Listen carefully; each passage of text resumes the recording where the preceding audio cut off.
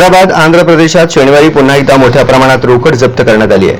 शुक्रवारीही एनटीआर जिल्ह्यात 8 कोटी रुपये जप्त करण्यात आले होते. त्यानंतर आता राज्यातील गोदावरी जिल्ह्यातील प्रकार समोर आलाय. या ठिकाणी 7 बॉक्समध्ये 7 कोटी रुपये लपवून घेऊन जात होते.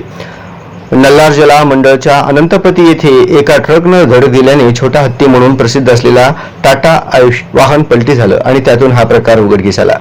स्थानिकांनुसार या वाहनात पोती भरली होती, त्यात 7 बॉक्स लपवण्यात आले होते. या घटनेची माहिती पोलिसांनी दिली तेव्हा ते घटनास्थळी पोहोचले. या वाहनातून पोलिसांनी तब्बल 7 कोटी रुपये जप्त केले. ही घटना वाहन विजयवाडा ते विशाखापट्टणमच्या दिशेने जात होते तेव्हा घडली. या अपघातात टाटा एसच्या वाहन चालकाला गंभीर दुखापत झाली असून त्याला गोपालपुरमच्या रुग्णालयात उपचारासाठी दाखल केले. याआधीही शुक्रवारी आंध्र प्रदेशच्या एनटीआर जिल्ह्यात पोलिसांना मोठं यश आले. इथे चेकिंग वेळी तब्बल 8 कोटी रोकड जप्त करण्यात आली. पोलिसांनी ट्रक आणि पैसे जप्त करत त्यातील चालकासह 2 जणांना ताब्यात घेतले.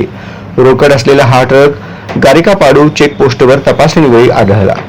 ही रक्कम हैदराबादहून गुंटूरला घेऊन जात होते. पोलिसांनी ही रक्कम तपास यंत्रणांकडे सोपवली आणि या प्रकरणाची निवडणूक आयोग चौकशी करत आहे.